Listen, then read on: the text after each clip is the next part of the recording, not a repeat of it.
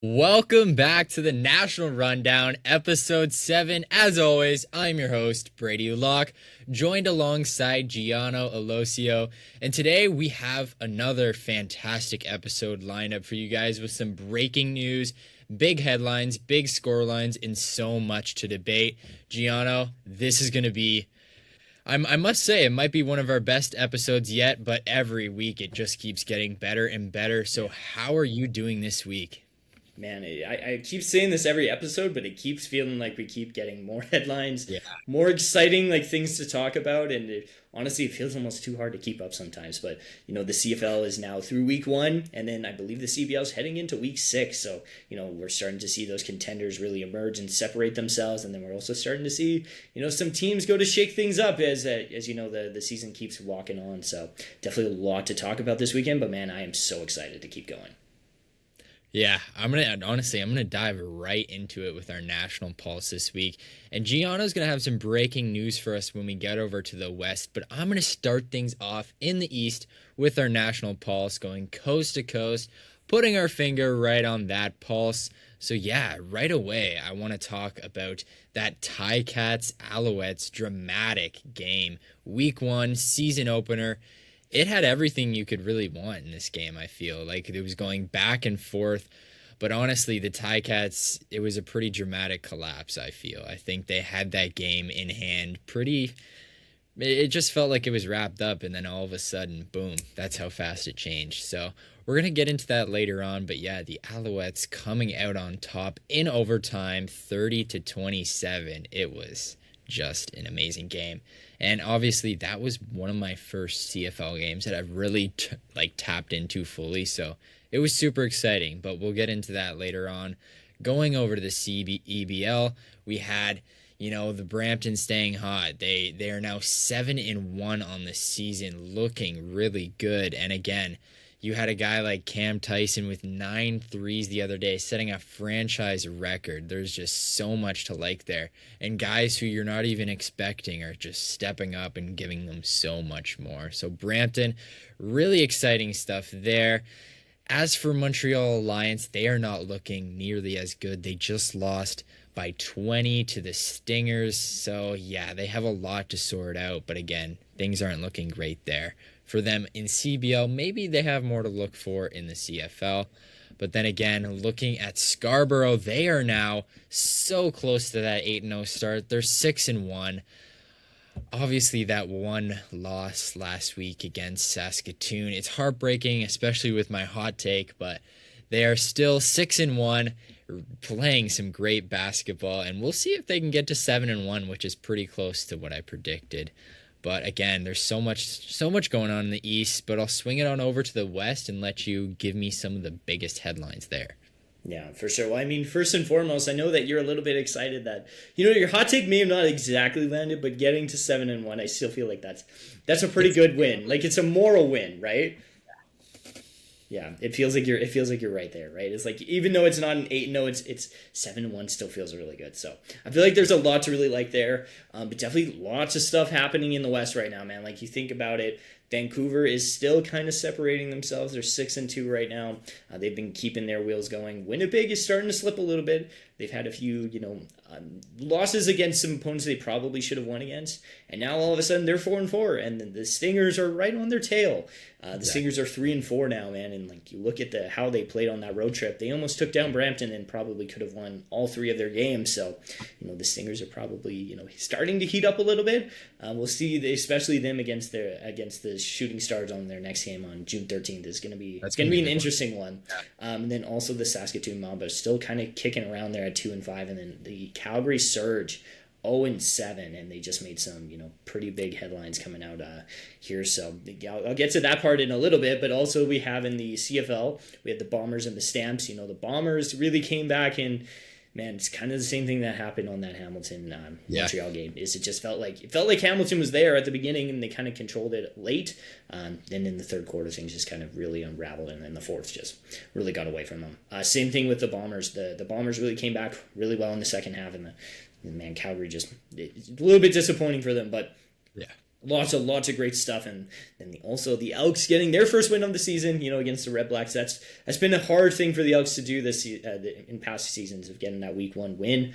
So obviously a little bit more hope coming into the Commonwealth Stadium area. I'm like, maybe is this the turning point? We'll definitely keep an eye on it, but it's pretty early. And then obviously getting back to the CEBL, the breaking news just before we hopped on the air today is that the Calgary Surge have relieved their head coach of his duties. So they are now in search of their new head coach. Who that may be really seems to be not so clear right now, but definitely means that there's a lot of shakeup. It's an 0-7 start, and I don't think that it was expected on my behalf, but definitely a lot of things that are in the air, and I think they still want to contend. So it feels like they probably needed to make a move at this point. Not necessarily know if I expected it, but I guess this is where I flip it over to you, Brady. What do you think went wrong with Calgary this season?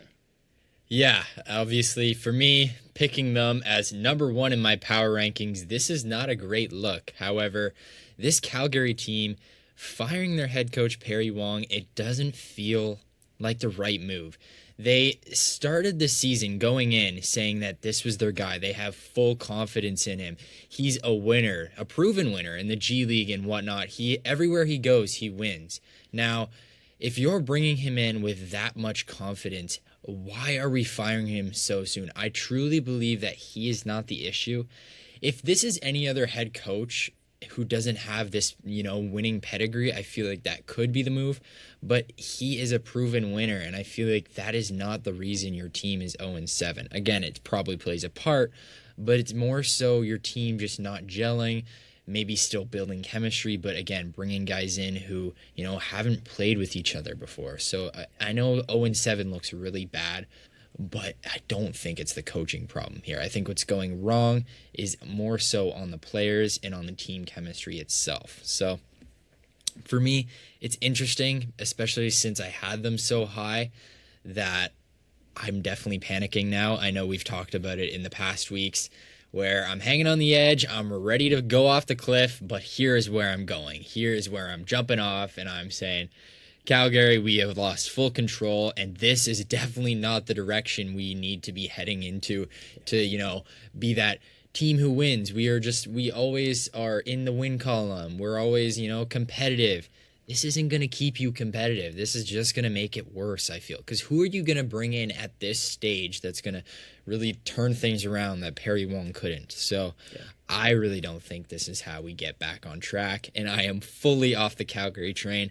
I am actually on the train where this is probably going to be the worst team in the league going forward. Okay. So, I'll give it to you if you have any more thoughts on this, but that's going to be my take. Yeah, I mean, it's all really fresh, right? Like, this was not something I think anybody really was expecting. Obviously, you bring in a new head coach, you kind of expect there to be some growing pains, but to go 0-7, not necessarily sure if I wanted to see the coach get fired and that be the solution. I have some special takes that I'm saving on Calgary for our hot take, but obviously we reveal those live on air and we want to save those. But yeah, I just think it's maybe not the right decision right away. I think it goes a little bit deeper than the head coaching spot. Head coaches look at, that's the system. At the end of the day, the players have to also go out and do their jobs. And, I'm not blaming it on the players, but at the same time, maybe is the roster as good as what it needs to be? I don't know. I think they've left a lot on the table. There's wins that were there that they probably could have had. You think back to that Edmonton game in Red Deer, that probably could have been a win. I don't know. I think that there's a lot of unknowns right now with Calgary. And you know me, I'm usually a guy that does not go with unknowns as a certainty for a winning formula. But I think Calgary needs to find that winning formula, and I'm just not quite sure how they get back there. But Definitely a lot of things, kind of think about there. Definitely not a great start in Calgary for their summer sports with obviously, the Stamps and the Surge. I think the Stamps have a little bit more potential than the Surge do though. But speaking of the CFL, Brady kind of led that off the top a little bit with his first ever CFL game.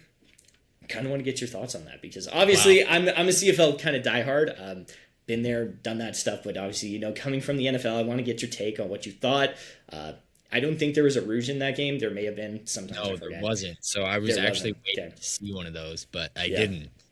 Yeah. But again, this game, for your first game, I mean, how can you really get too much better than that, right? It had, everything maybe but the rouge, but it was just, back and forth. Again, I felt like Hamilton really had control. And for me, I was going in there with the, kind of backing Montreal, right? With the three of you, as in Jeremy and Owen, kind of up against me with Hamilton.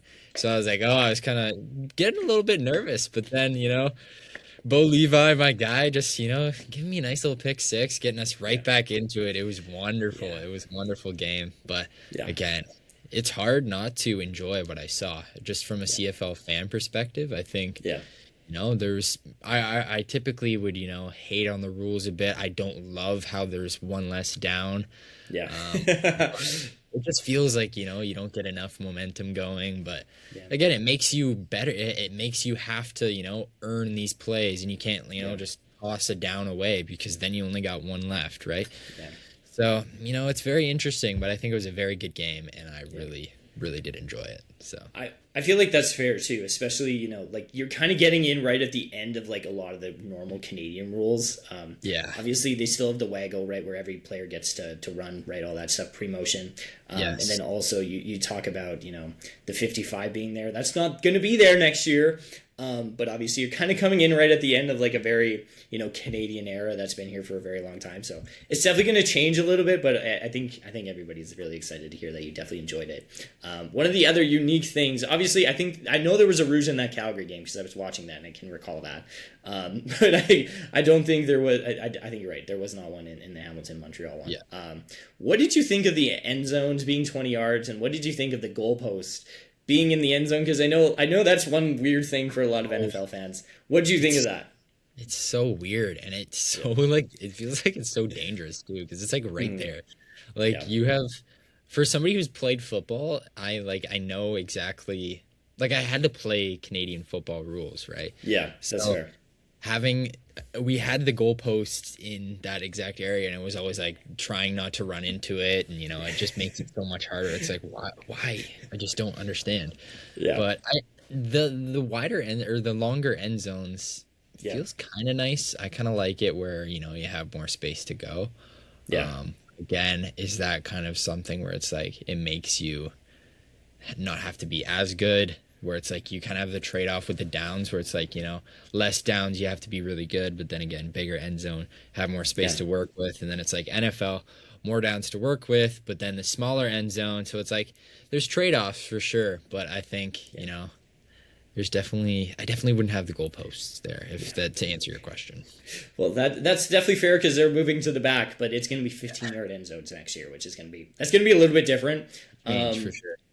I have my own thoughts on that. I definitely think it's going to be a little bit weird. I liked more of the Canadian, the traditional part of the Canadian football game. I love it. It's quirky. I love it. I think it's so cool. Obviously, like I said, I've been more of a CFL fan than an NFL fan. So, I grew up with CFL and then also got into the NFL, not vice versa.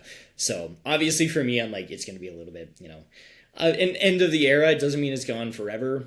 Things can always change, but it's just going to be so weird seeing it. I'm I don't know how I feel about teams kicking 15 extra yards, right, to get a field goal. I'm will that force them to go for more touchdowns? Maybe. I don't know, but I love the two downs thing. I'm to be honest with you, it's just for me. I'm there's a lot of times where again, these guys may not have the best skills. They may not be NFL starters, right? But a lot of these guys could probably be practice players or on the depth chart at least. They're really talented. But there's just a lot of things where I'm I like the ability to say, hey, let's throw the ball. Let's be a little bit more aggressive. I think it helps move the game along a little bit more. I think what you can notice from your first week of the CBL, sorry, not the CBL, the CFL, there's a lot of games that get decided in that like 3-minute warning. I told you about it I think in the first episode, that fifth quarter that people talk about, right? Everything can happen in that game. I kind of like the stop and start. It gives you, again, kind of like what we talked about with the CBL. Like, you have to earn it, right? You can't just kneel and end out the clock after the 2-minute warning. It's like you kind of have that incentive to keep going for it. What did you kind of think of that? Like, games going down the wire and also the 3-minute warning. Yeah, I think it's great. It makes for, again, more exciting games. And I think, obviously Canadian sports are doing a really great job at, giving, making their leagues, people want to watch it, right? It's entertaining because you're competing with these, big name leagues who don't need to draw as many people in because they already have them, right? So I think, these rules, might be, peculiar at points, but I think it's really good. And I definitely do like how it's the 3-minute warning as opposed to 2. It feels a lot more, there's more time, right? It's more, because that last 2 minutes of any football game, it's just like, it feels longer than 2 minutes because it is. It's like it can be almost like half an hour, right? Like so. No kidding. It definitely adds more drama. I think that's what we need, right? Yeah, so, that's fair. I'm gonna work away at you. We're gonna get Brady to become more accustomed to the Canadian rules. I'll do my best. I'll do my best to try to convert you over more. But we'll try on that. But wow, I mean, I do want to talk about that. The Davis Alexander throws to Tyler Sneed, like that one where I don't know how he got it through. There was like the 3 guys coming across and he somehow got it through. Went for a touch. It was 1st and 20 too, right? Like he just, that's just me, glazing Davis Alexander again. But I think that was well deserved. Deserved. Yeah, that was a good game. Obviously, you came away with it. Yeah, our other 2 podcasters, Owen and Jeremy, we all kind of had who do we got going into week 1, and we all had Davis Alexander except for we all had Bo Levi except for Brady. Brady had Davis Alexander, so that one was a little bit interesting. Definitely was props to Brady, you know what I mean? Going on against the grain and saying, "Hey, I believe in this guy." Obviously, we'll see. I think there's definitely a rematch coming, and I'm going to be excited for that too. But great, and I definitely have so much respect for Hamilton. I definitely have more respect for Hamilton as a team after seeing that. Yeah. So I actually look forward to seeing these 2 teams battle out all season long, and hopefully in the playoffs too, right? I agree. So. Yeah. Well, I mean, if you want to have your moment of celebration that you were right, you're more than, I think it's more than deserving. Obviously, you get the opportunity to be like, I was right. Here's what I'll say. I'll win this battle, but I'm more so looking forward to winning the war. So I think this is far from over. Okay, I agree with that. I feel like for me too, there's a lot of football left. I'll be interested to see how Hamilton and Montreal stack up again. I won't get obviously if Hamilton gets a win, then that third game's going to be like all more important. That'll be a fun one. No, I'm actually super excited. But again, we'll transition from there. I know we're going to talk much more about Bo Levi later. We're going to give a nice little debate on him, as we did for Davis Alexander previously. But again, moving into CBL, I want to talk about the Yukon game. They announced a game that's going to be held in Yukon, which is huge. I mean, there's never been a game in any of the territories ever. So I think this is actually gigantic. I'll let you touch on it first before I have my go at it. But what do you think? I mean, first and foremost, like the CBL has been really good with being creative about these things, right? Like they did the outdoor game, I think it was in Montreal, in the same spot where they have the Open. Like it was really, really well done. I think that's cool. It's stuff that nobody really does, right? Like having an outdoor basketball game. It's a little bit cooler than playing in an arena. Obviously, all that stuff like the neutral games, like those are really cool. They get to experiment with new fan bases. I know that obviously we had Kelowna on Sunday with the Mamba and the Bandits. That one was really cool. We had our boy Jeremy out there. He represented for Off the Line, and obviously that was the first kind of game I think for what's it called, neutral site games this season. Then we also had Lethbridge coming up. We also have a game I think in Quebec City. And then I think there's another game that I'm forgetting about. But either way, like there's been a lot of these neutral site games. And I think the league is doing a really good job with, testing the waters. Kelowna definitely feels like that, 11th team type spot for expansion. For sure. Will it happen? You never know. Like that's always it's always a debate, right? It's the same thing with the CFL. It's like, where are you going next? I think Kelowna would be a really good market for that, but obviously lots of hurdles to get there. I think that one's really interesting. The Yukon, I don't know if they're necessarily looking to put a team in the Yukon the same way that they're probably not looking for a Red Deer or a Lethbridge game to put a team there. But I think it's really interesting because you hit the nail on the head. There's never been a professional basketball game in the territories, and you get to be the first. I think that's really unique.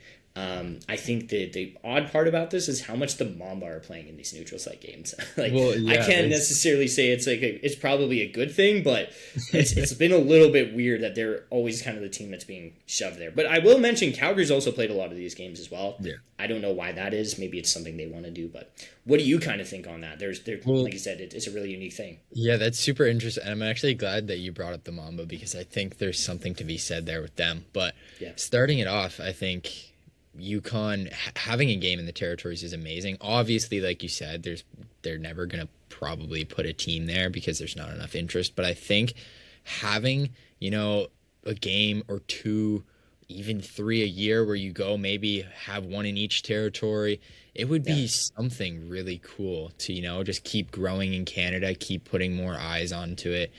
And, just really appreciating the entirety of Canada rather than, you're normally just appreciating, the central Ontario, whatnot. And then you're going to Edmonton, BC, they're all getting their love. But again, showing love to these, territories who don't get to appreciate, live sports, professional sports. It's amazing for sure. Yeah. But then to touch on the Mamba, like you said at the start there, really, going for things, trying out things. I think I don't know if this has anything to do with the Mamba in particular, but like them, not being afraid to try out Paw Patrol games, all this random stuff. It's interesting if maybe they're the ones offering to do this because they want to do it, or if the CBL is just kind of like, telling them they have to. That's what I'm kind of interested in. But I think the Mamba are a good representation of, the peculiarness of this league, right? So that's kind of my take, but I think there's no like cons to this at all. It feels like it's all positives, right? Yeah, it really is an all positive all around. And I've been really vocal about this, at least when I'm not on camera before going into this, about the potential of the CVL is through the roof, right? Like you think about, I think the stadium there or the arena they're playing at in the Yukon is like 1,500 people. And again, I'm just quoting that off the top of my head. But, that's not exactly a whole lot, but you look at like what Montreal is pulling, what Ottawa's been pulling. They've been pulling like low 2,000s from what I remember. That's not all too crazy to say that like, could a team be supported there? Maybe. The cool thing about the CBL is that really all you need is just kind of a summer available arena, right? Yeah. That has ideally about 3,000 to 5,000 seats. That's kind of the sweet spot. So I'm like, it's not out of the question that you could see this league turning into maybe 15, right? And at kind of in that range, maybe plus or minus 3. That really feels on the table. Like Atlantic Canada is really non-existent. They had a Newfoundland team. A Newfoundland team, but that's not really on the table anymore. I think they're Calgary now. There's just a lot of interest, I think, with the CBL, and I think there's a lot of potential to potentially be like in the next 5-10 years. I don't think that we'd reach 15 in the next 2. I think that would be more of a 5 to 10 year thing. But I think there's so much potential around it just because of how little you really need to be able to put a team here. Yeah, I think an Atlantic Canada team would be great, and I feel like Halifax would be perfect for that. Like they already have like the Thunderbirds, right? And then they have the Mooseheads are always fantastic there. I think that would be really, and maybe they're not as interested in basketball, but I think there definitely would be some sort of interest, right? I feel like there's a lot of people from like Atlantic Canada. I remember there was somebody on the Ottawa Blackjacks this was early in the season on the CBL that like he was from there and he was really proud of it, and I'm like, that's really cool, right? Like people probably don't think of Atlantic Canada as a basketball hotbed. But I think it would be cool, especially you think about Halifax. They have the Wanderers, and I'm forgetting their Northern Super League team. But they have two. Like, that's really the only competition they have in there. And I'm like, that could definitely be, you know, a good opportunity to you know, diversify. So I'm like, it's something to keep an eye on with these neutral site games. Yeah, but even like, you know, going back to the Yukon arena, like if you, even though it's smaller, right? Like if you can pack that up, like that would just be It's good atmosphere. Like 1,000 fans, like that would just be amazing, right? I agree. So yeah, it's definitely great for the league. Like there's no cons at all, like we said. So very interesting. I love to see it, and I'm glad, you know, they're trying new things, they're putting more out there. It means that they actually care about this and they want to grow, right? Yeah. So it's truly fantastic. But 100%. Now let's transition into, you know, what these teams were up to this week. We'll go. Yeah. We can touch Calgary if you want. I'm curious. You know, actually, I'll start. They're 0-7 now. Like I said at the start, I'm jumping off this hill. Yeah.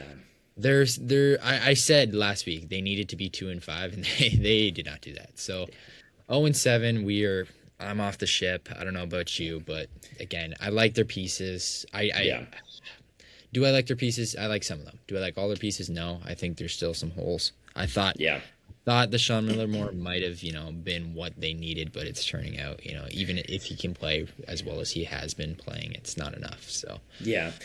For me, it's kind of the same thing. Like you'd think Evan Gilliard and Sean Miller more would be enough, but I don't know. It feels like they're missing that piece, and I really just don't know what that is. I'm right there with you. I was kind of already off the train, like, you know, last week. Yeah. But I think this time I'm like, if I'm Calgary, I'm full panic mode, and I think that's a very evident move of what they're thinking if they're firing their head coach 7 games into the season. You know, is it too late to salvage the season? That's a different question. I don't necessarily, like, you play 24 home games, 24 games in total. I mean, you know, that's not exactly a whole lot of stuff to work with, but I don't know, like you have to really turn around your season. Like we're talking, you need to win like 14 of your next games to really be like in the conversation for a top 2 seed. But they're still in the 3rd seed the 3rd and 4th seed. Yeah, it's really not out of the question, and you're not really ever out of the question in this league just because of how few teams there are. Like only 2 teams miss the playoffs, right? Yeah. So it's like, you just have to find it at some point in the season to, you know, make a run, because you can finish 4th and like somehow beat the first. Obviously, it's not ideal, but again, you're still in the playoffs at the end. If that's what you're going for, so I think they might even get that 4th spot. I don't know if the Mamba are really gonna, you know, make a push, or if they're really gonna be that consistent going forward. I feel like their wins have just been, you know, flukes. As much as, you know, they're taking down decent teams, Scarborough, Winnipeg, right? But still, it's not like something they're consistently doing. So if Calgary can find it, they can get the 4th. I don't think they're getting 3rd, but I think they can get 4th. And then, you know, if you've somehow found your footing at the end of the season, then you're actually like somewhat semi-confident. Although you're going to be going up against a team like either Vancouver, maybe Winnipeg, so maybe even Edmonton, but never know. You never know, man. That's kind of what we want to go into next, actually. I have some thoughts on Edmonton, but I'll let you start. Yeah, are we talking Winnipeg or Edmonton first? I want well, up to you. I don't mind going with Edmonton first if you want. Let's go Edmonton. Yeah, I think for me, biggest thing I mentioned in post game to Jordan Baker on I think it was the May 24th game against Niagara. Big road trip for them, right? They were 1-3 going into it. I'm like, this has the potential. Again, we talked about the same thing with Calgary. Like, if you go 1-7, I'm like, again, it's full panic mode. I'm like, I don't know what you do from there. He dropped the new faces comment. We talked about those new faces, and man, have they been a great addition. I think this team looks dramatically different. Now, I don't think that's to say that Dane Danger was holding them back. I think that this is just a great overall new group of additions. Now, it also does not mean that Dane is not coming back, because they left it open in the press release that he could be coming back. They're ready to welcome him back. But to be honest with you, I'd be very surprised if he doesn't get picked for Summer League. He's so talented, and with Summer League, like, you don't have to. I think you can't have more than 3 years of NBA experience. Again, that's off the top of my head. So really, you're kind of anybody that hasn't played in the NBA can go into Summer League. So that to me feels like he's almost a guaranteed spot. How well does he get picked up by, I believe it's the Clippers, the Hawks, and then the Warriors? I'm like, remains to be seen. But nonetheless, it feels like a decent opportunity for him. I think the Stingers really just, they maximized that road trip. They lost to Brampton only by 1 point. Like, let's not overlook that. Like, there's such a good opportunity here for them to kind of start making more of their opportunity. And for me, I really think, okay, if they would have taken down Brampton, like, they could have been in that second seed already. And that's where they're kind of at right now. Is they've always been close, but now is this the time that they start, making that push, and they start to really emerge as really the second, threat in the West. But I feel like that might kind of be where you're leaning on this. I don't know that for sure, but is that kind of where you're kind of taking it to? Yeah. So I don't want to completely unload everything yet, because I will hint at it, but I have a certain inclination to what I'm going to talk about later, if you get what I'm getting at. Yeah, but I catch your drift. I think this Stingers team, like you said, took very much advantage of that road trip. I think their committee is looking amazing. They have a great pool of players, and this isn't something that I was even considering a couple weeks ago. So I think there might still be a full identity that may, need to be figured out. I've said that in the past, but this could turn into their identity as like a committee team where, one guy's coming and, giving you everything he's got in one night, and then he sort of takes a night off the next one. But then this other guy is going, like, there is potential to, play like that. Although most teams like to have a certain star or two stars that you rely on night in, night out. But this could be, could be their move. And I think they have a lot of guys. Tay Donald, even Bandamel is like a really nice piece. So there's a couple guys who you might not think about that can go out there and give you something. So I think Edmonton's turning out to be a sneaky team, and I kind of like where they're going, but that's all I'm going to say for now. I'll get more into it later, but I like what Edmonton is putting out these last few games, for sure. Yeah. Well, I like where you're going with this, because obviously, I covered the Stingers very closely. Yeah. It's better to cover a winning team. It's more fun so that, post-game press conferences are a little bit more exciting. But obviously, nonetheless, I digress. I think that's really great. I think I kind of agree with you kind of where you're heading. Really feels like this team could be that sneaky dark horse that we're maybe been talking about. But there was also, I don't know if you have any other thoughts on the Stingers, but I mean, there was also some big, dark horses that I think we both agreed with in Winnipeg that we ranked pretty highly in our power rankings. So I know this is actually it feels like a little bit of a crossroads here, where Edmonton is on the up. Winnipeg feels like maybe they're on the down a little bit, which is interesting to say, especially after a few weeks ago. But this leads me to my first question with Winnipeg to you. Is Xavier Moon out of the MVP running? I think he is. I'm going to be honest, and that may seem very, very controversial. I think he is. I just can't see a guy not being there for a quarter of his team's games and end up winning MVP.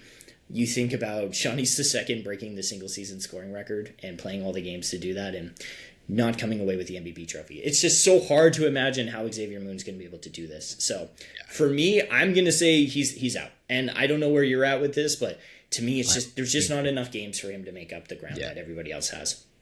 Yeah, I'm fully out on it too. I don't even think the only way it would have happened is if he came back, after only a few games, because honestly, this Winnipeg team has shown that they can be good without him. So I think that he would have had to come in, even if he comes in now, right? They're kind of towards the middle ground. He brings them up. I still don't think it's enough, because looking around the league, there's some other guys there. It's like they have done so much for their teams. They're playing so well where they're just more valuable. That's what the award is, right? So I don't think it's a question at all. He shouldn't be in the MVP running at this point. I agree. I think that's fair. I think, his teammate, who he was supposed to be a duo with, Teddy Allen, probably has the better shot. But we've already went into that. I think we definitely got some more MVP picks to go through. But I think you hit the nail on the head. Just Winnipeg, that kind of feels like the missing piece. And I'm not saying Winnipeg can't win the championship. Obviously, things can happen. Moon is going to come back eventually. just win. It's just, you don't know. I just don't think he's in the MVP running anymore. Right. I think there's just too much ground to make up. But I do think Winnipeg in itself is really just, they're an interesting team, right? Like this could be a team that you see, start to dip a little bit, and then they're probably going to come back up when Moon gets there. You'd think in theory. So again, we talked about Edmonton. I feel like if you're Edmonton, you got to take all this time you can get and build those wins. So when, Moon comes back, you're not facing, you get home court advantage, because the second seed's really up for grabs right now. Fully agreed. And I've talked about this before in relation to Vancouver. I felt like Vancouver, was kind of at their ceiling, their full potential. I didn't think they were going to get, any real better, right? But I talked about how teams like Brampton and Winnipeg, I don't feel like they're at their full potential. And it's crazy to say that with how good Brampton is. Yeah. They still don't have Jameer Nelson. So I think that's even going to add, an extra layer of, domination to this team. But for Winnipeg, you're sitting at 4-4. You should be pretty confident with where you're at, even though you've lost a few, close games. Mm-hmm. But Xavier Moon comes back. You guys are nowhere near your ceiling. I think the ceiling difference between Brampton and Winnipeg is actually way better for Winnipeg. I think Xavier Moon just brings them up so much. Whereas obviously Jameer Nelson's going to be great, but I think it's definitely the gap for Xavier Moon's way bigger. So I agree. Winnipeg has a lot to look forward to in that sense. So I think they're in a good spot still. I don't think people need to really panic on them at all. You're 4-4. You're still second in the West. You're fine. That's surprising, right? They would be tied for third in the East, and that's a really interesting weak thing. West, which isn't what we were thinking at all, dude. Yeah, I think we got to talk about that in episode 8. To see who really is the best team, who is the stronger conference. Obviously, we still haven't had a whole lot of interconference play, so it's hard to tell exactly, but we did have some, with the Alliance, and I know we're definitely going to get to that, but we definitely still have some West teams to talk about, with the Bandits and Mamba. Yeah, so going to those Bandits, right? They were 5-1 going into this week. They actually lost one to the Blackjacks, which is interesting for sure. That was surprising. I watched that game. I was a little bit surprised, to be honest with you. Yeah, as somebody who I didn't tune into that, so as somebody who watched that game, what do you think kind of was the difference in that game? I mean, to be honest with you, I feel like Ottawa's slowly starting to just kind of find their identity, and it's been a little bit of a back and forth. They lost to Brampton twice, and you're like, okay, well, how good is Ottawa really in the East? To me, beating the Bandits is a little bit of a better, step forward for me. I think, Javonte Smart, he's been nursing a little bit of an injury, so he's definitely going to be a key piece moving forward to them. I feel like they some of their losses were really bad. I remember, I don't remember if it was the Montreal game, but they shot 8% from 3. And to me, I'm you cannot win basketball games doing that. So there's a lot of times you're okay, what is this team really about? I feel like they're starting to find that. You think about Fudge, Harmon, you think about Cleveland and Smart. Obviously, they're starting to feel okay, these guys are really starting to figure out their roles. To me, again, I think they had a decent shooting night. Guys just step up, right? I think Harmon posted a lot of points in that game. I don't remember off the top of my head, but there's a lot of guys that you're okay, who exactly is going to step up here? They have some depth, and I think that's a little bit of an interesting part. I think Edmonton and Ottawa are starting to share a lot of similarities in how they're playing. Yeah. Their resiliency to kind of be done by committee. Yeah, exactly. I actually really like that comparison. I think originally I was a little uncertain on the depth in Ottawa, but I think they have a lot of guys stepping up. And preseason, I was really kind of high on Matthew Cleveland, and he's turned out to be amazing. So there's a lot to like in Ottawa. Vancouver, again, like I've said, I almost feel like they're peaking, right? I almost feel like this could be their best form. So it's going to be more so on what the other teams do to, go ahead of them. But if they don't, then Vancouver will beat them. So it's kind of interesting to me. I really do like them as a team. I love Jalen House.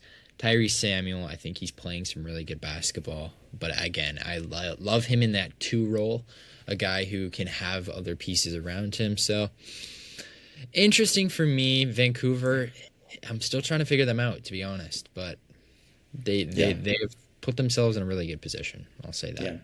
I agree with that. I don't know if you saw this on Twitter, but our Vancouver insider Jeffrey, he did disagree with you on your Bandits take, but obviously, he covers the team a little bit more.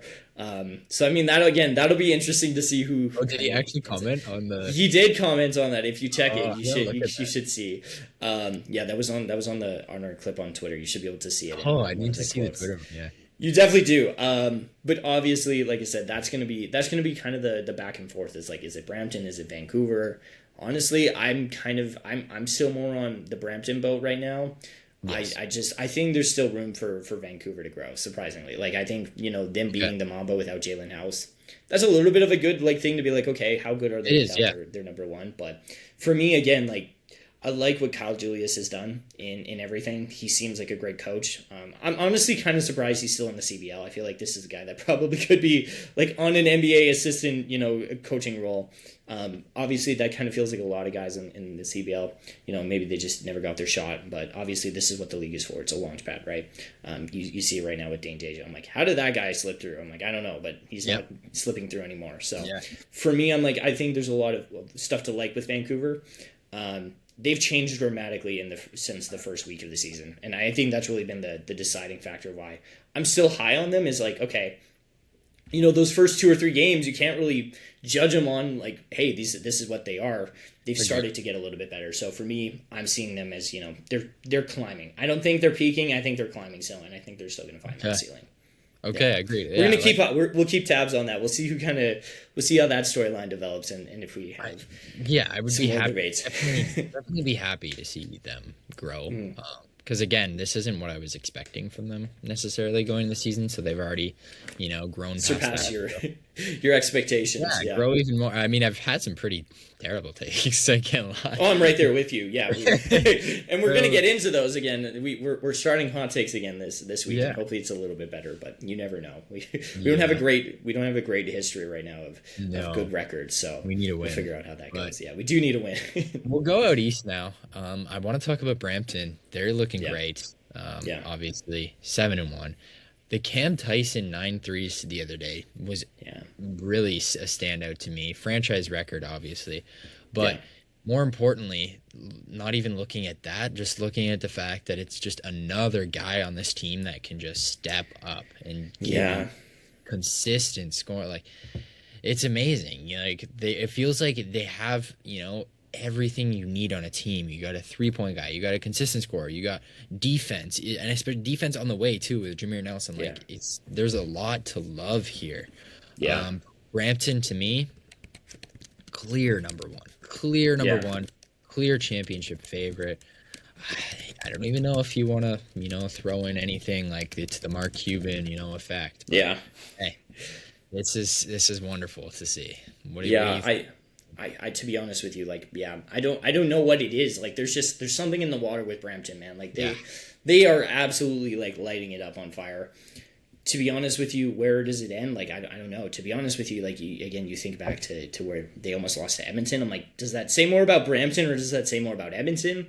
I don't know. Like, there's so much to think about here. Everybody seems like there's a lot of parity. You could probably say everybody, probably with the exception of the Surge, could be beating anybody on any night, and the Mamba proved that. So for me, I'm like, I think there's something special with Brampton that's brewing. I don't know what their full, where do they kind of peak? I still think they're growing, but again, they're my championship pick. I still pick them as number one. I'm interested to see how far they can go before they kind of find their ceiling, because honestly it just keeps going up. And you mentioned like Jameer Nelson Jr. is not even here. Like, you think about again those tight games when you have an 80-ish point game against Edmonton. Like, having a guy like that on your team can make a difference. So for me, again, this goes into another conversation about Sean East II's MVP conversation in his case. I think it's, to be honest with you, it's just really encouraging if you're a Brampton Honey Badgers fan right now. Yeah, there's nothing to hate. Like, what is possibly to not love about where the direction of this team is going, right? Yeah, so, I agree. You got to be really happy with what you got. So there's not much more to be said. It's just all good things. And they know what they have. I don't need to say it, right? So looking more, at picking something apart, I want to look at the Montreal Alliance. Again, I know you don't love what they have. Again, don't love what they have either. Javon Freeman Liberty was a great pickup. Again, he's still playing great, but he can't do it all. Right? He's playing all right. He's playing. I think I wrote in my last piece because I watched the game last night. He's slipping a little bit. Now it doesn't mean that he's not like he's not a great player at all, but he's scored like out of his past 5 games, he's scored 11 points or less in 3 of them. And the other 2 were like they were 20-point bombs, but like he went back to back with 11-point nights, and I'm like, again, like I understand. Again, players can go through dips in production, and again, that's completely normal for most people. But when it's your superstar, it hurts you more than if it's a regular player. Yeah. And if they want to win basketball games, you need your superstars to be really consistent, right? So for me, I'm like slightly concerning again because you don't want your superstars to go cold because again, the CBL really relies on that. Some teams do go by committee, but again, we've talked a lot about this Alliance team. It's really top heavy. Quincy Guerriere has not really stepped into that, further role of being a superstar. Yeah. So I'm kind of sitting there being like, okay, I'm like, if JFL keeps getting colder, I'm like, what happens to this team? I really think it's riding on him right now, but they're just, what are you thinking? Like, I don't worry too much about Javon Freeman Liberty. Like, I feel like he's a guy where, he might have a couple bad games. He'll find it. But again, if you're relying on him to be, so consistent every single game, that this is what's going to happen. You're going to lose by 20. It's like they were in that game for like a decent amount, but then it fell apart. So that's the thing. You can't have times where you fall apart because it can just slip away so fast in this league. So I agree. It's interesting. I don't love what they have around them, and I don't feel like they have a ton of depth. So this team, when I was considering my hot takes, one of them I almost said was that Montreal doesn't win, more than 2 games the rest of the season. I was close to saying that, but I will give them 2 wins. Like I was looking at their schedule and I'm like, dude, like they don't even have any Mamba games left. Like they're in trouble. That's always the good measuring stick to be like, okay, where's this team at? I really feel like you think about where this team is at. I think going back to Calgary, it feels like, do they have enough outside of Evan Gilliard and Sean Miller-Moore? I look at it the same way in Montreal. Like, do they have enough outside of those guys? I'm like, no, I don't really think they do. So I think that's really where it's hurting them. Like, they have 2 guys. I called them top heavy. I stand by that. Will that change? I don't know. But again, when your superstars go cold and you don't really have a by committee approach, it hurts you even more. Like, I don't really know where they're going. I want to check the standings really quick because I remember I saw something. I believe that they're what are they in? They're 1-4 in their last 5. Like, that's concerning to me. Like, again, if you're a little bit better and you're a little bit more on point, like, it's something you can work through. But 1-4 in your last 5, like, everything starts, to feel more important as each game goes by, right? Absolutely. Yeah. And I at first I was a little weary, like when you would say they're top heavy, I wasn't fully on that, but no, I'm definitely fully in agreement with you now. I don't think this team, like, honestly, in looking, actually, we'll get more into this with the power rankings. I'll leave it for there. Actually, I won't say anything yet. That's fair. I'll move forward onto a team that I have backed at a certain point, the Scarborough Shooting Stars. 6-1 now. Again, would love to see them still be undefeated, but we won't dwell on the past. We'll look at the positives here. They're playing well. Miles Powell, great. The rest of the team, great. I loved Frank Mitchell, I believe his name is. He is playing some really great. He's a dog. Yeah, he's a tank. He's just great. Again, their pieces, they're coming together. It feels like this team's gelling well. Again, those tight games, they're playing well in crunch time. Yeah. I just got to see more from them in a bad sense to where I can't back them. I want to, I wouldn't say I'm really like leaning too much either way, good or bad yet. Yeah. That's kind of where I'm at. I don't want to say too much where I'm like, I'm definitely not confident that they're top 2 in the East. I'm definitely not confident that they'll even, be top 3 in the East. So it's interesting. So what do you think of Scarborough?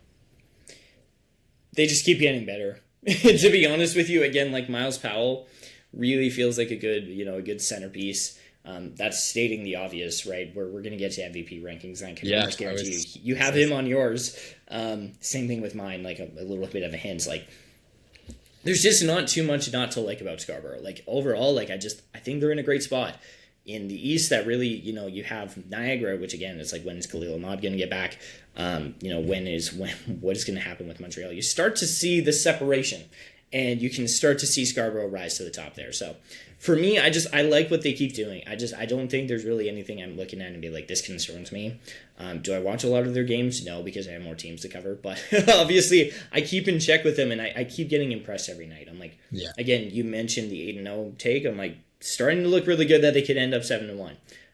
That Edmonton game will be really crucial, though. I'll say that. Like, that's Saturday, June 13th. Yeah, both ways it feels crucial. Like, whoever gets that win, it's looking real nice for sure. Yeah, I'll say I feel like it's a little bit more important for Edmonton, because if Scarborough's like 6-2, like if they're 6-1 going into that game, I'm like, if you drop to 6-2, I'm not as worried. But I'm like, I'd be more worried about, okay, well, like, who's really that good in the West then? I'm like, that's what I'd be more concerned about. But I think Edmonton I think there's more on the line for Edmonton to prove themselves that, hey, like, you get so close with Brampton that, like, you'd hope you can do it with Scarborough, right? Yeah, definitely agreed. I think Edmonton, scoreboard wise, they need it more. But for me, looking at my confidence level in the team, the win would go huge both ways. Yeah, so because I'm definitely seeing Edmonton as more formidable than I was in the past. So if you're Scarborough beating them, it's like, hey, I respect that a lot, right? I agree. Yeah, that's fair. Very interesting. Other than that, Niagara, I'm still waiting on, Khalil Ahmad. Like, it's every week I'm saying, hey, I'm waiting on to see if their identity, blah, blah, blah. But again, it's still kind of there. I mean, they're staying afloat, and that was what I said they needed to do, right? So they're staying, relatively close to 500. So it's like, hey, if you can keep doing that, you get your guy back, we're looking solid in that East for a top 3 spot, honestly. Yeah. Interesting. I agree. I don't know. There's not much I really can say on Niagara besides that. I agree with that. Yeah, I'm kind of on the same page. I don't really think there's anything there for Montreal. Like, I think Montreal and Niagara are kind of, separating themselves as kind of the bottom feeders in the East, but you never really know until, you know. Exactly. And then that honestly just leaves Ottawa. We touched on them already a bit in regards to that Edmonton game, the Vancouver game. Yeah. But they're looking good. I've been an Ottawa believer since the beginning. So I was not an Ottawa believer, but I'm eating my words. I feel like they're getting a little bit better each week that goes by. I'm seeing more and more of why Brady picked them a little bit higher than I did. Yeah. So there's a lot to like about the teams that I've backed in the past. So it's interesting. It's very interesting to see. I think we'll kind of leave it there until we get into our power rankings. We'll take a brief break, and we're going to get into this Bo Levi debate. All right, so to pick it back up and get into this Bo Levi debate, very much, we've been awaiting this moment to break him down. It's interesting, and to me, do you really... I'm going to start with this question. Yeah. Do you think Bo Levi can win Most Outstanding Player this year? I do. And I know we've done a lot of, MVP, all that stuff. I really do think Bo Levi can win Most Outstanding Player of the Year. I really think, we talked about this a little bit. It really comes down to, your stats and your team's ability to win football games. And I think Bo Levi really has done that in the past. And when we kind of, go into what we like about each other, I'm going to mention that. But I feel like he's done everything you can do to like about it, like throwing for the most passing yards over the past 2 years. Again, nobody else has done that. You think about, every other quarterback in the league. I think Nathan Rourke is getting there. I think Trevor Harris is still in the conversation. I feel like Brady Oliveira is there, and there's some other people too. But for me, I think Bo Levi really, for me, he may not be my number 1 pick, but I think he's getting there. I think he's coming in. I think he can actually, walk away with the trophy this season. Okay. Very interesting, because again, this is for me, right? I'm not too experienced in the CFL region, but I just got a good real look at this current time Bo Levi Mitchell, right? In the past, yes, we know he's been big on his passing game. Maybe stat padding, is that a question? I don't know, but I think looking at him in that game as fresh as I can see him, right? Like, this is my first real good look at him. Yeah. Doesn't look like a guy that can win, Most Outstanding Player, right? I know it's one play doesn't define anything, but like throwing Yeah. that it was like a 5 yard check down and you're getting Yeah. picked off. Yeah. How can you be most outstanding player when you're making a decision like that? If that continues throughout the season, there's no chance. But maybe I agree that's, with that. something it's an accident. Mistakes happen. Like I get it. Yeah. I'm the first guy who would say like one play shouldn't define an entire Yeah. like narrative, right? But I don't love what Bo Levi has, and Yeah. obviously I'm not trying to take away anything from him. I still think he's a pretty elite quarterback, from what I Yeah. saw. So he can definitely win you the games, but he can also, like we saw, I feel like lose you a game, and I That's feel fair. like that game itself, if he managed that better, if he Yeah. just is just thinking in the sense of we're up we're up two touchdowns, like we Yeah. don't have to do anything special. And even a 5 yard check down is one of those plays where it's like it's not supposed to be special, but somehow it Yeah. did blow up in his face, right? It's I supposed don't to know. protect against those. It's supposed to protect against those things of being like, yeah, I don't want it to end in a pick six, right? That's what you don't want to have happen, but that's what did happen, and that's what's really like, I think, bugging me is I was like, he had the game, he had it, and then he kind of gave the game away, right? But obviously, it's football, like it's a team game, so sometimes it's like, hey, you need Yeah. your defense to go bail you out, and the defense needs your offense to go bail you out. It kind of goes back and forth, so I'm not like, hey, it's necessarily it's a one guy thing, but I'm like, hey, yeah, it's definitely, Yeah. I definitely think it was definitely disappointing. I was like, he's a veteran, and I have some takes about why I think it's definitely a good thing, but I think he's right there, to be honest with you. I know he may be a little bit older. I have my case for why I like him. I think you've been we can let you go as well and see that. But Yeah. I feel like he's in that running. I know we'll probably be, we'll see come round Yeah. two. I'll be interested to see round two, how he goes up against Davis Alexander and how that kind of goes. For sure. Agreed. And to be kind of on your side here, like Yeah. I don't think he completely did lose that game. Like that Yeah. fumble in the overtime, like that's not his fault, right? Like Yeah. that's Yeah. again, like it's a team game, like you said. So Yeah. I won't say too much, but I think as a quarterback, you're going to take the most heat, Yeah. like majority of the time. Every anyway, so every that's time. kind of what we're putting it on. Yeah. Yeah. So Yeah. it's tough. It's the toughest position in football. So I don't know if he has the experience again. So that's why he is kind of like a sneaky threat to me. Yeah. That he could be there, but I personally don't like him. Okay. That's in fair. the running for that at all. And we That's talked fair. last week. I don't think he was We even did. in my top five. We'll see. He wasn't. I had him at 2, and you had Davis Alexander at 2. That's where we had the biggest Yeah. disagreement. I was like, that's crazy. Yeah. But yeah, that's why we're here. That's why we're talking about this stuff. Yeah, and it's tough for me. Like as I said at the beginning, like I don't have a ton of CFL knowledge yet, so don't come at me too much. But Yeah. that's where I'm at with what I know, with what I can infer. But That's I know fair. from what I know, he's an experienced guy who can Yeah. win you games. So Yeah. I'm not going to take away from the fact that Yeah. maybe that game was lost by him, about maybe like 70% his fault. Yeah. It's Yeah. tough to say. Really tough Yeah. to say. No, that's I'll let fair. you have the final word though if you want it. Yeah, so I kind of prepared a little bit about stuff of why I like Bo Levi Mitchell. And I think this is a very fair, thing about what we're talking about. I feel like, people may have overcorrected on Bo Levi. I feel like a lot of the conversation out there is, like you said, like the stat pattern thing. I just think that this is a guy who, has been year after year after year consistently one of the best quarterbacks in the CFL. The TSN, I think, posted a graphic about who had the most record for wins. Bo Levi had like over 100. Nobody else really came close. That's because the guy's been here for so long, and he's been that good of a quarterback, right? He's kind of that, I'm trying to find a good like NFL comparison. I wouldn't maybe say like Ben Roethlisberger, but I feel like he's in that, he's near the end of his career. Definitely not last season type thing, but he's in that kind of realm where he's like, it's coming to a close, whether that's this year, next year. And he's won really good. He's won 2 MOPs, and then he's also won actually 3. He's won 2, I believe, finals, like Grey Cup MVPs. And then also he won the 2 Grey Cups, 2014 and 2018. He was a big part of that. They lost a few Grey Cups up to that 2018 one, and that one was crazy. That was a really important one for legacy, but Yeah. I mean, this is a guy that's just won everywhere he's went, except for Hamilton. And I think that could change potentially this year.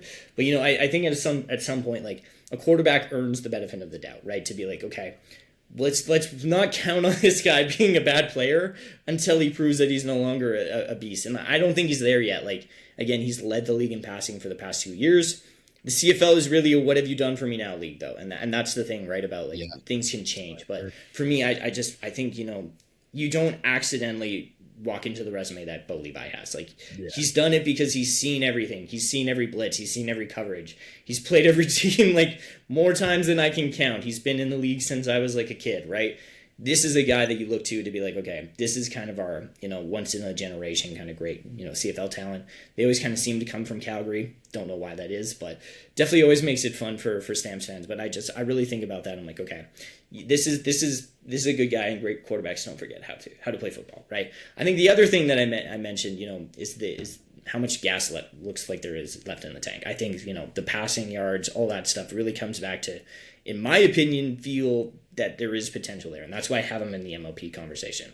I mentioned, the blitz. Every single coverage he has he's seen it, right? And that's the funny part is, like, he messes up on a pick, but I mean, the guy knows what to do.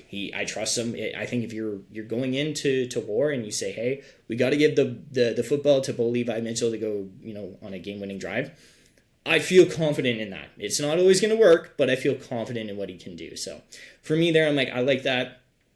I understand a lot of people may think, okay, he's probably a little bit older. I think he's 38 now. Like, I understand that, but we've seen quarterbacks go into their, like, late 30s and a little bit of their early 40s and still dominate. I think Henry Burris at 41 was the oldest quarterback to win a Grey Cup. And, I think that was actually beaten by Trevor Harris in the fall. But the point is that quarterbacks can last a long time in this league. Usually they're pocket passers. They're not usually the guys that go escape on their feet. But I think Bo Levi wins in the pocket, and I think, until he decides to hang it up, I think he's going to be one of the greatest quarterbacks, obviously in the CFL, but also one of the best quarterbacks in the league anytime he suits up.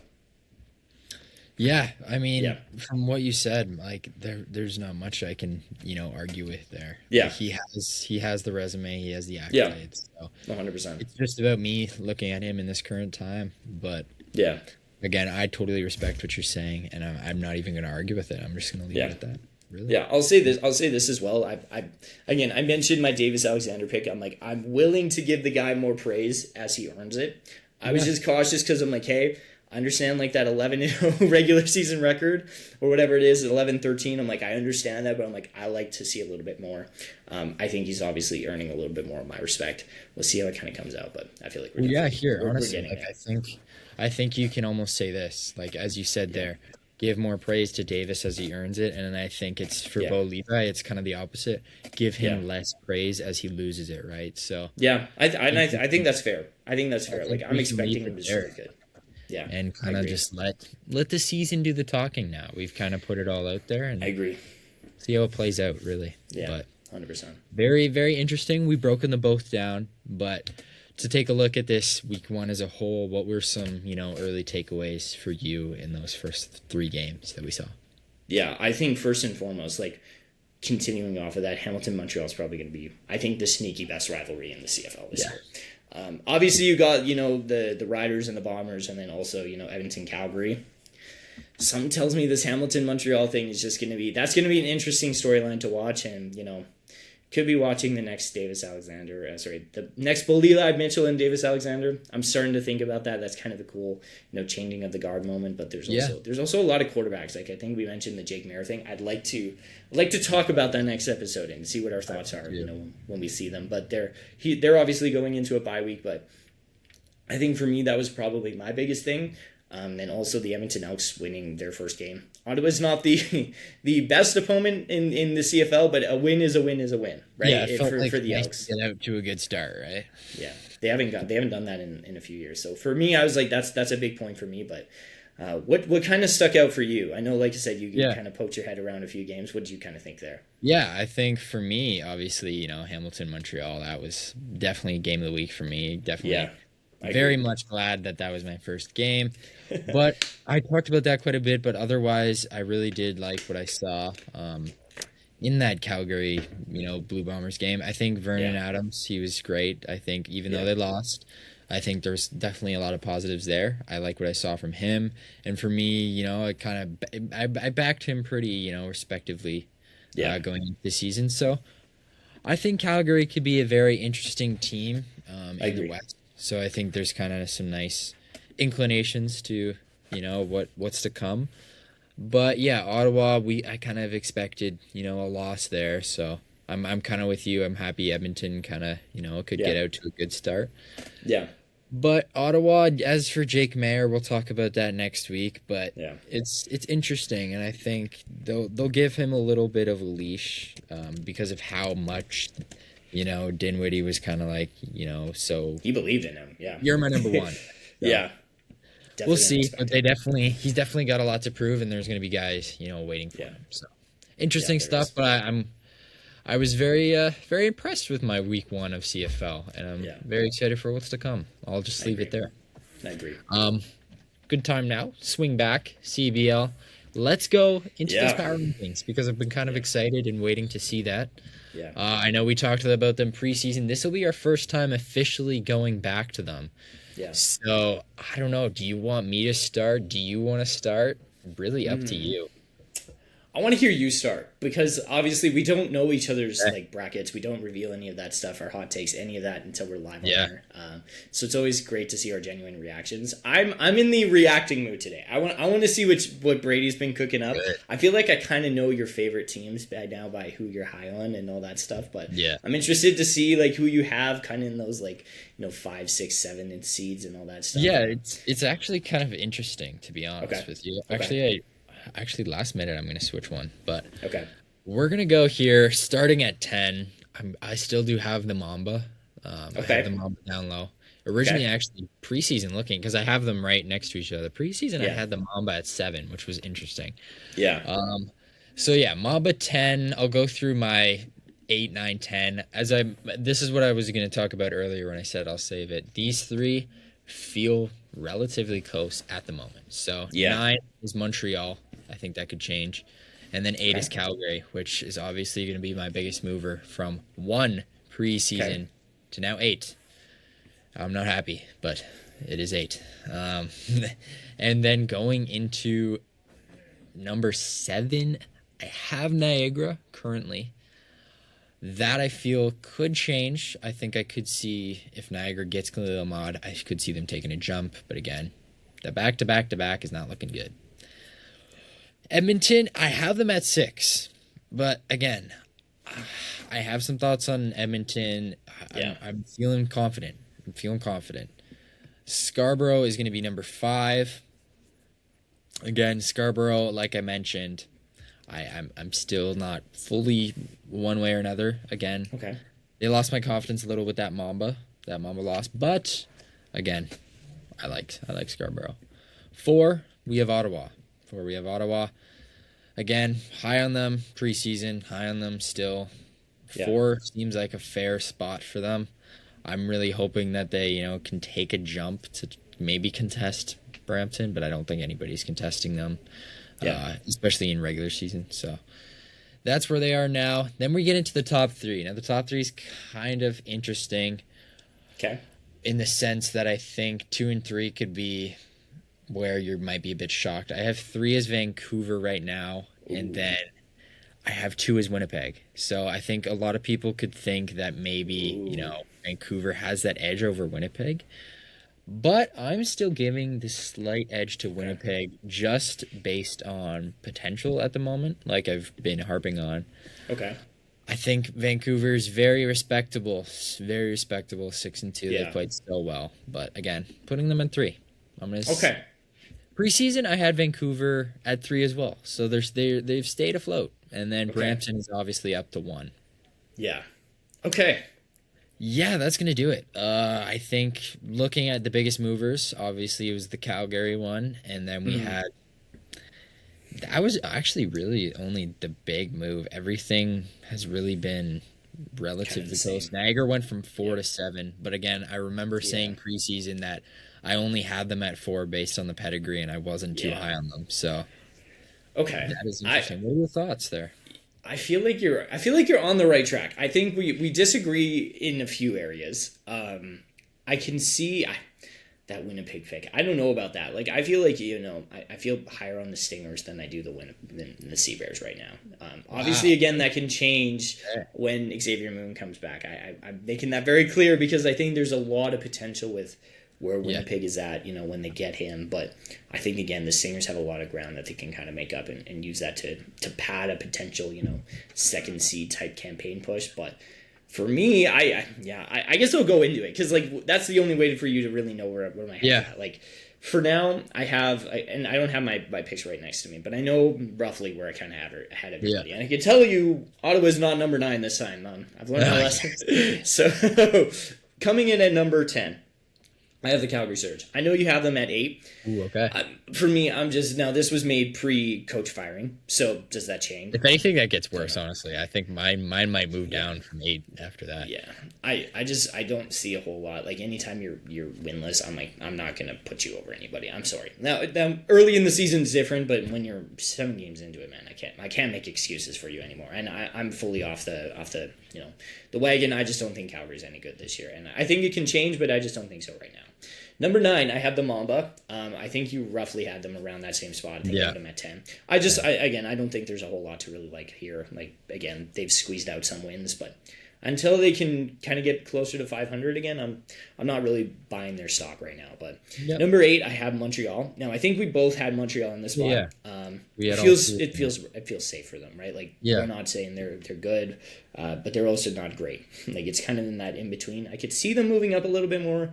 They get a little bit more consistent, but I look ahead and I'm just like, everybody here is just so good. I'm like, I don't really see them rising too much more. I could see them falling more likely than they could rise. And then number 7, I have Niagara. I think we both had that there. Just, again, without Khalil Ahmad, this team just really hasn't looked that all complete. Again, you look back to the Stingers game that they won, and it's like, man, the Stingers, and that's been a whole thing. They've just been so close, and they haven't been able to get it done.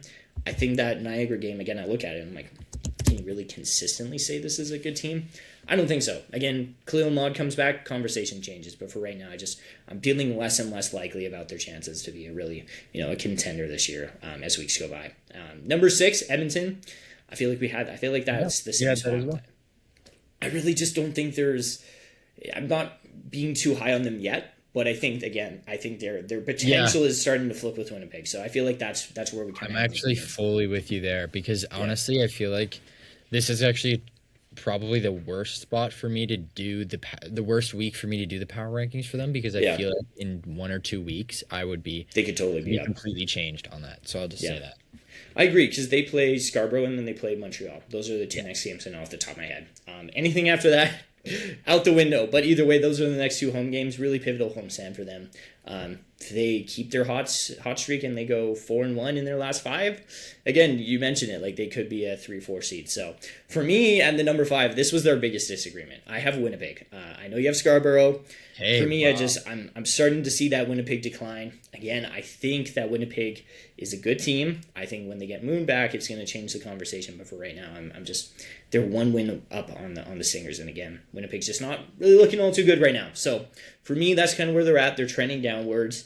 We kind of had them in that 5-6 spot, though. So, I mean, they're kind of in that dark horse spot. So we'll see if they rise. But there's a lot of great people up here. And number 4, you may not like this one. Ottawa is my number 4 pick. But it's fair. I had Ottawa 4.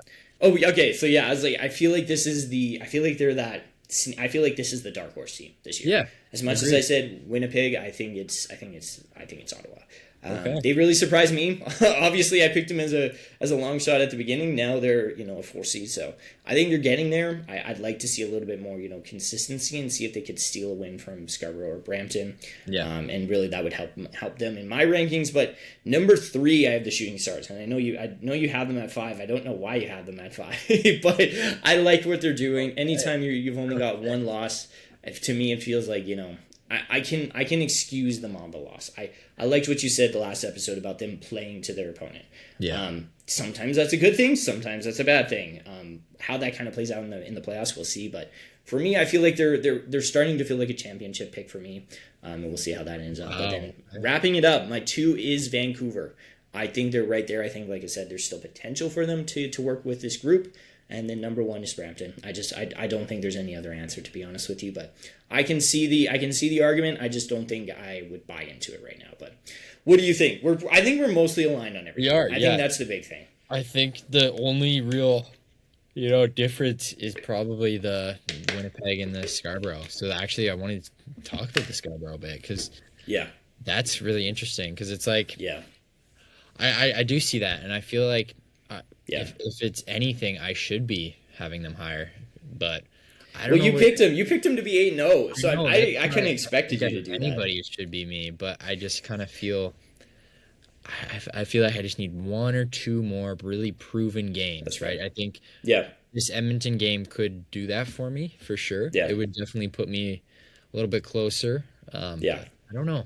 I don't know what it is. I have this weird feeling that they're gonna, let me down a little bit, and I don't know if it's just maybe a little bit frustrated about the Mamba loss. Still, I'm just really taking it out on them. But I don't really know, man. I think it's just I'm getting this weird feeling. Yeah. Well, I mean, we'll see. We'll see what happens, right? Obviously, it's a long season, but obviously the games are ticking down, and we'll see where that kind of ends us. But interesting. But I feel like we have a nice agreement. I feel like we haven't had many agreements on player rankings and power rankings. I feel like this is a nice agreeing moment. So I think that's a good one. I think it's good for us to have that for sure. It's very nice to have some agreements instead of some having to come. Now we can almost. Maybe get into a little disagreement. I'm interested to see, but we'll go right from that into MVP rankings. Yeah. And now this should be fun. This should be fun. I think maybe we'll let you start this time. Should we do that? Okay. Yeah, I'm gonna warn you beforehand. My number 1 it's probably gonna make you mad. Maybe not, but I just feel like this one might be a little bit me being a little bit outlandish. But I think it'll be. I like that. Yeah. I think we'll see. Starting it off, we're also going to name an honorable mention, and again, we're not seeing this with each other. So, my honorable mention is Javonte Smart. I think he's close. I don't know exactly, if he's elevated his game to be, the best player in the CBL. I think he's coming close, but honestly, if Moon was here and he had actually been playing, I feel like again, Smart probably wouldn't have been my honorable mention. But funny enough, number 5, it's his teammate Matthew Cleveland that I have ahead of him. And I know that might seem crazy, but at all. I think he's just been a little bit more consistent. Yeah. He hasn't been injured, and I really like what's coming out of his game. Yeah. I think he's done a lot of stuff. He may be that underlying part of, I was going to say the Red Blacks game, the Blackjacks game. Too many Ottawa teams that have the same names. Obviously. Close, it's very close. I think that there's just a lot to like about his game. I thought obviously it'd be Smart then Cleveland, but I'm starting to think it might be Cleveland Smart for the duo. So that one might be a little bit of a surprising pick to people, but I stand by it. Number 4 is Jalen House. I know some people in Vancouver are not too happy with him. Some people, like to call him, a stat patter. But you know what? I like his game. You got to score points to win MVP, and that's just that's the case, right? You got to be a good team, and you got to score a lot of points. So, for me, Jalen House really fits all that. To be honest with you, one of the best teams in the CBL, and he's scoring a lot of points. So, for me, it's Jalen House, and then obviously, cannot forget this man. This man has to be in your power rankings, or otherwise, we're gonna have a severe disagreement. Sean East II. The guy probably could have won MVP last year. Didn't, and I think this year he probably wants to, and I think that's very clear to say. I don't think that I'm taking a limb saying that. I think he wants to win MVP this year. How close is he? I think he's very close. I think he's 3, but I could see him moving up. Number 2, I have Miles Powell, and I know this may be everybody's obvious MVP pick. I don't know where he is on your list, but I think he's at 2 for me. I think he's leading the league in points last time I checked. And he's doing really good, but you're not gonna like this first pick. It's I feel like this one's coming out of left field for a lot of people. It's Teddy Allen. That's who it is, man. That's what I was thinking you were gonna go, but I'm like, that doesn't make sense with what you've just said about Winnipeg. Yeah, I feel like Teddy Allen's just gonna be a really good player for them. Like again, if he drags them up a little bit, I start to see that, and again. In all honesty, if Teddy Allen wasn't on this team, I feel like again he probably the Sea Bears probably could be in last place. I'll be honest. Like, that's kind of where I'm at with this team. Like, I feel like they could be trending towards last place if they didn't have Teddy Allen on this team. So that's why I got him there right now. I'm like, I respect the guy for, holding his team up, and right now they are the 2nd seed. I think it can change, but as of right now, just past the quarter mark, I got Teddy Allen number 1. Wow. I actually really love I love this for many reasons. Okay. But one of these reasons is that we've almost done this in the complete opposite sense, and you're going to see why. Okay. I won't say too much yet because I won't say too much in yours. I'll just let mine, and then we'll kind of go into it. Okay. So first off, honorable mention, I just have this as like, I want to say Dane Danger, just out of respect for what he did. Okay. I respect that. That's a respectful honorable mention. Pretty good season for me, and I think he kept, the Stingers hopeful, alive for a while, right? I'll put him there as just my honorable mention. I just feel like I had to say him in some sense. Number 5, I have Javonte Smart / Matthew Cleveland. So to me, it's going to be that it's just whoever really just kind of comes out and takes charge in that duo. But again, it could really be either of them. But I think it's definitely a Blackjacks player who, should be named in that top 5. Just for based on what they've done in this season. So I think obviously it should be Javonte Smart, but I had to put Matthew Cleveland there just because he's slightly statistically outmatching him right now, but he is. It could go either way. So I just I felt like I had to do that. And then number 4, Teddy Allen. I'm gonna put Teddy Allen there, which is very interesting. Very interesting to say the least. Yeah. Originally I had him 3, and I had Sean East 4, but then I just had swapped it. Okay. I was leaning both ways, but I think Okay.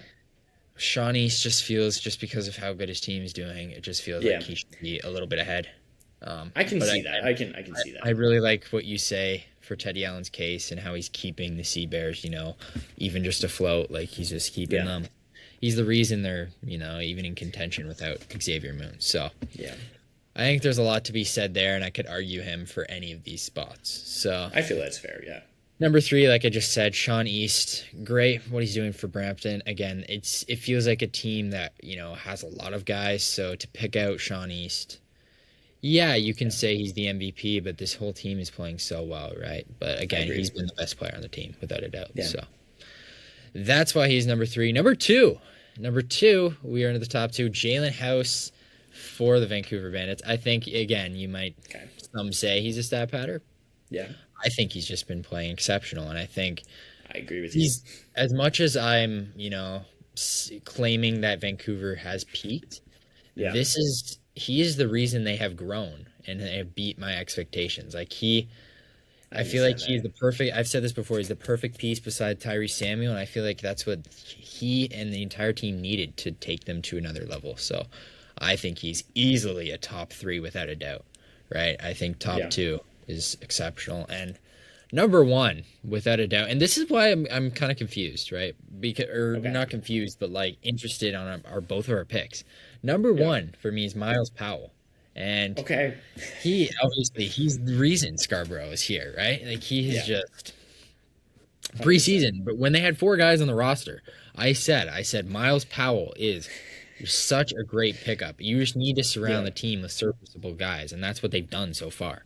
Yeah. So Miles Powell, if he keeps playing the way he is, and if Scarborough keeps, not dominating, but playing as well as they have and playing so clutch in those moments, he is without a doubt the most valuable player in this league, because he's getting you those wins night in and night out when they're in close battles. Yeah. So Miles Powell number 1, House 2, East 3, Allen 4, and then I'll say Blackjacks 5.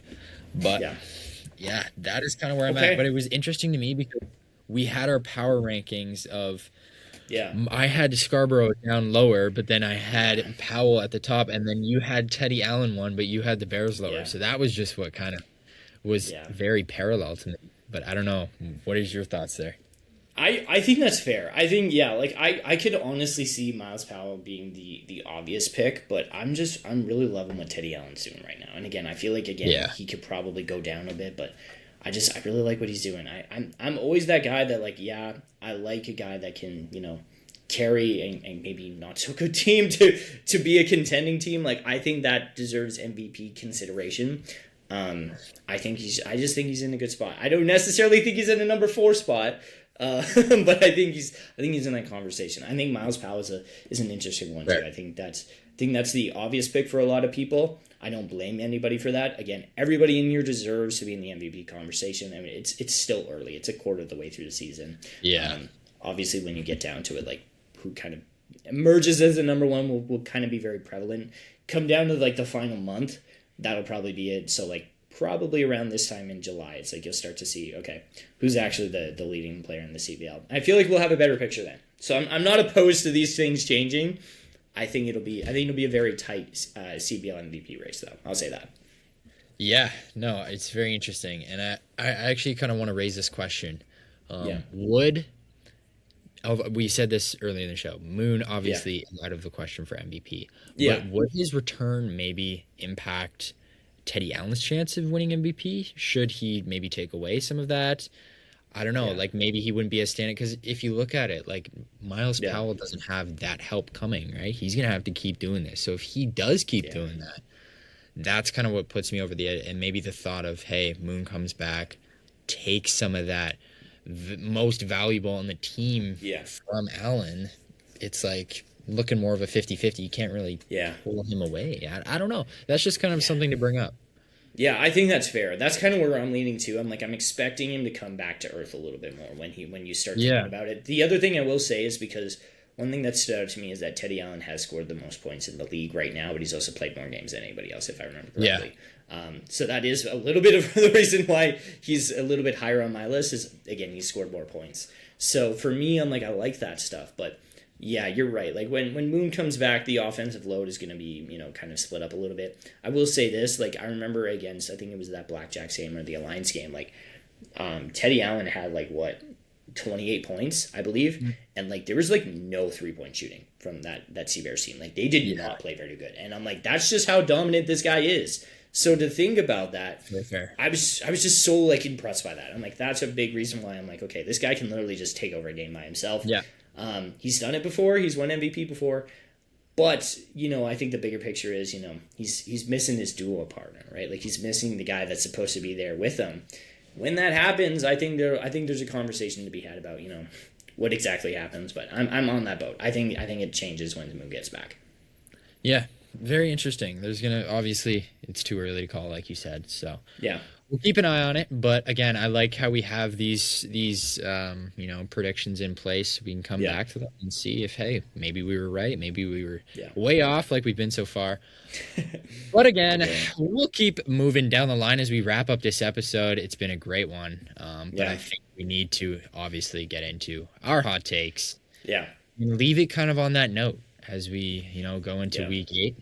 Or week 7 of the CEBL. This will be episode 8. Week 6. I think it's week 6 of the CBL season. Okay, week 6. Yes. So it'll be week 8. Episode 8 next week.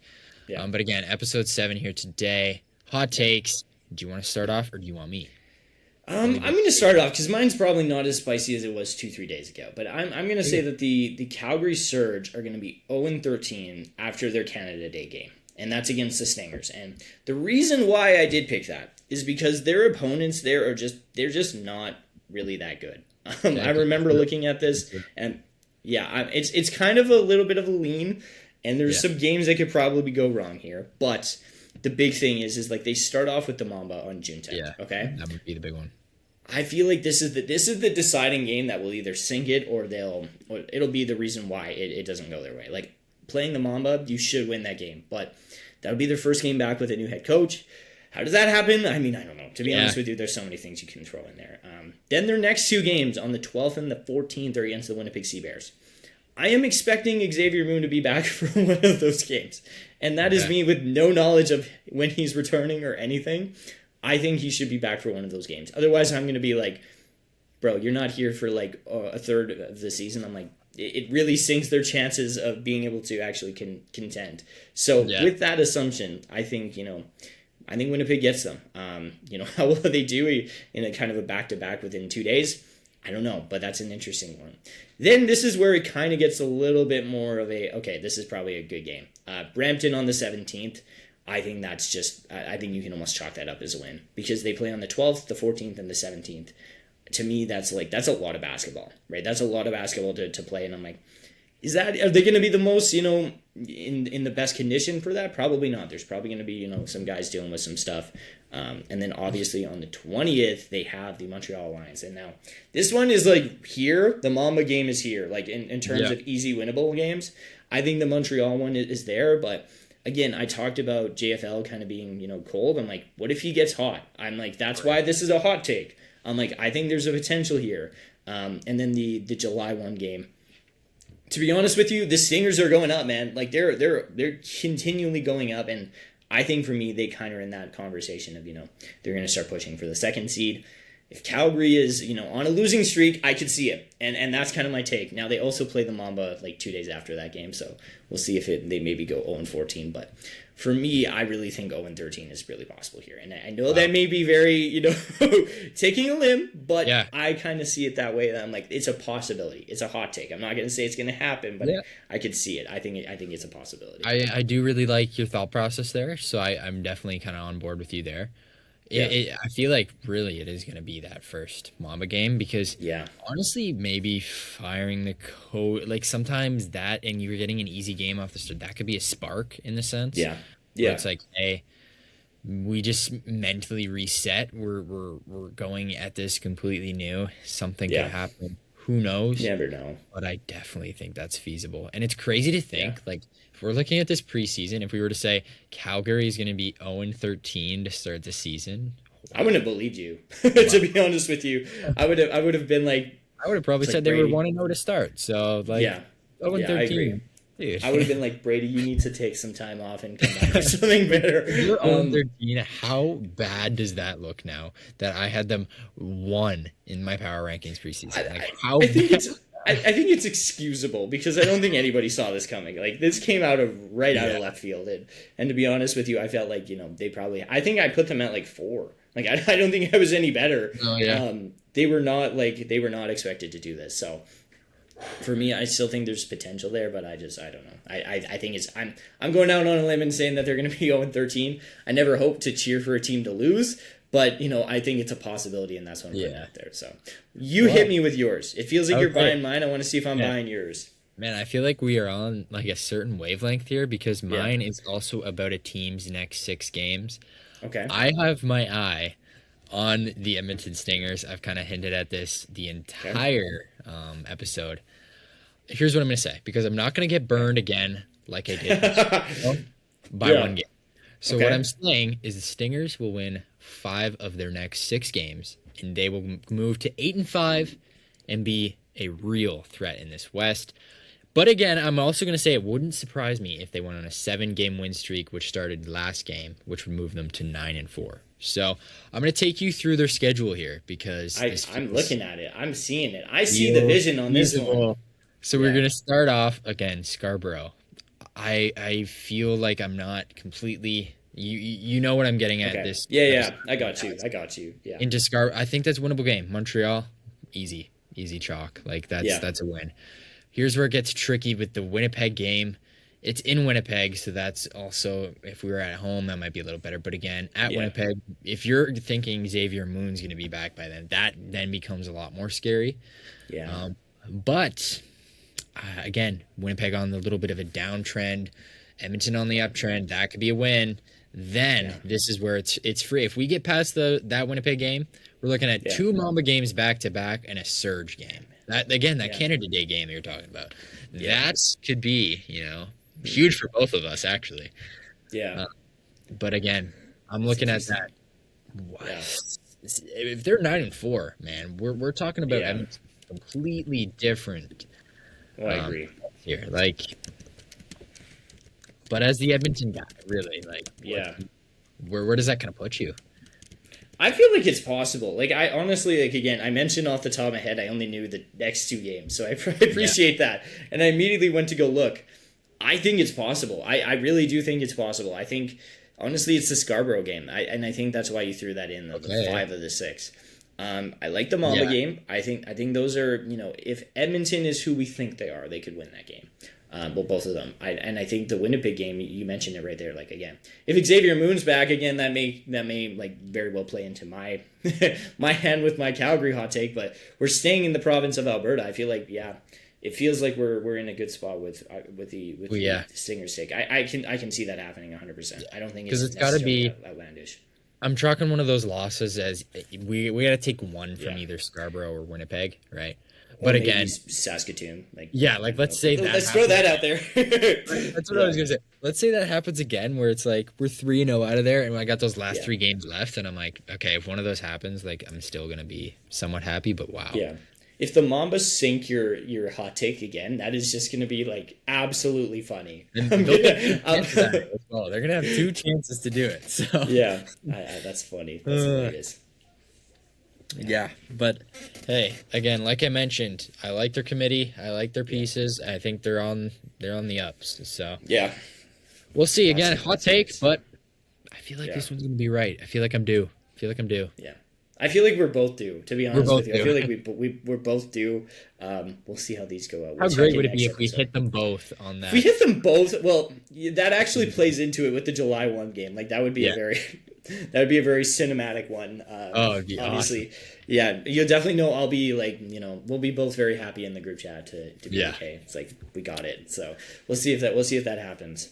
Yeah, very interesting. But again, we've been pushing this episode. We're at an hour and a half now. Yeah. But this has been a very action-packed episode, and it kind of leads me into something I want to talk about. We have the 2 shows coming out this week. We have the Canadian Fast Break, which will be me, Brady Locke, hosting with Jeremy Russo, CEBL Insider, and then we also have the North of the End Zone, which will be me, hosted with Owen Reed, CFL Insider. So it's going to be really great stuff, and this is why we need those episodes to break this stuff down further, because we can't fit it all in the National Rundown.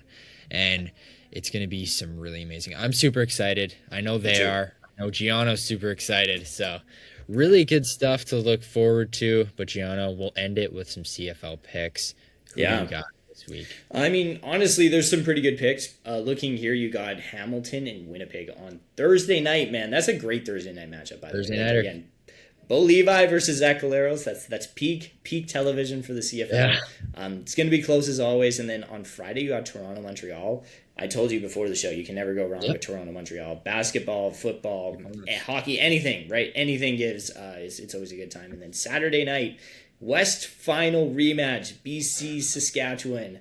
That is going to be peak cinema, man. And that's the home opener. Okay, this is a little bit of like some salt on the Riders. I don't want to like, go too far here, but obviously, putting your banner night against, the Lions, that's obviously the league that handles that stuff. But I mean, if you're the Lions, like that's kind of like some motivation to go out to win that game. So I think it'll be a fun one. They might make a statement and say, "Hey, we're taking this banner right back from you this year." So we will have to see. But yeah, super exciting. I'm kind of with you there. I think it's going to be. I think Hamilton beats Winnipeg, gets on the board. I think Montreal takes care of business, Toronto, and then I actually really, I'm going for BC in that game. It's going to be tough. I think BC might take it, but obviously Saskatchewan. They got to defend home. They got to defend their banner. So we'll see. I'm going with the Riders in that one. So again, we got 2 things to keep tabs on. Obviously, with some of our CBL stuff, and now BC and then Saskatchewan. Yeah, I think that will be a great one. Can't really end off the week any better than a banner night and a West Final rematch. So gonna be some really good television for everybody out there. Yeah, man, super exciting stuff. I think we'll leave it there. Like, this has been a great episode once again. Yeah. Like I mentioned, super exciting stuff in the works here at Off the Line and the National Rundown. So make sure you get that Insiders, $2.99 a month. Go do it. You're going to not want to miss all the debates we're breaking down. But this has been Brady Locke, Geono, Aloisio. Geono, any final thoughts? Man, just I can't wait for the new shows. Those are going to be so much more fun.